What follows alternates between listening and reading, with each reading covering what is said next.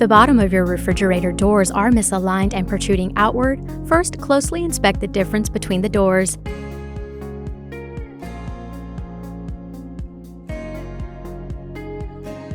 Next, using a Phillips head screwdriver, remove the top cover of the refrigerator.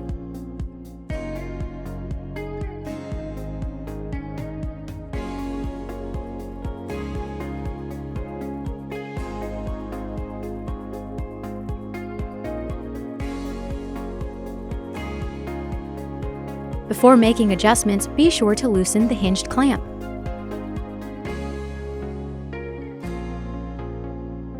Then, using a 4mm hex key, turn the adjustment bolt clockwise until the doors are in alignment.